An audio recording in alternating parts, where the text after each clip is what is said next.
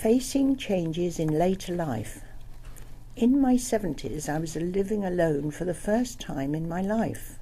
Until then, I had shared accommodation with friends, service and university colleagues, family, husband, children. But I wanted to sustain independent life as far as I could with support, and had developed a rich network of activities and friends. In my 80s, I began to plan for the last lap and was aware of my growing vulnerabilities. My mother had dementia for the last 10 years of her 100 years of life, and I'd learned so much from her. I finally decided to move 200 miles away to be nearer my daughter, as we both had suffered ill health. But how could I leave my long-standing friends and the many roles which absorbed me, and from a location that I loved? Then came the breaking up process, with resignations, farewell events, disposal of personal possessions. I was given a memory book at the last street party, which both moved and saddened me. I felt that I'd been put through a shredding machine. The journey away from the house in the van, with the reality of losses and uncertainty, was a pivotal moment. I was scared that I couldn't rebuild my life again in my new retirement village. All my routines and structures were gone.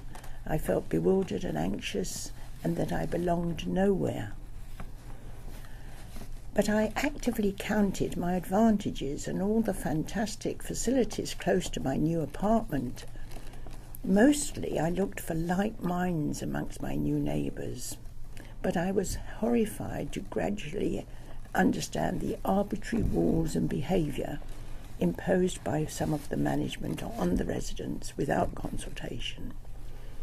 One day in the steam room, I heard a voice stating, "We need a residents' association, but it's not allowed." I replied, "We can have a residents' association. It's not up to management to dictate this. We have our human rights." Despite the appearance of inclusion, the reality was different. But now we have a residents' association. We're strengthening the internal structures so residents do have a stronger voice. We want to be partners, not pawns. We want to help decide when to open the bar, what we will eat. Our new manager listens and hears the personal stories and the needs of residents. We are 220 people from the age of 56 to 103, coming from all walks of life. So making the best of our last lap together is a challenge, and we need to look ahead.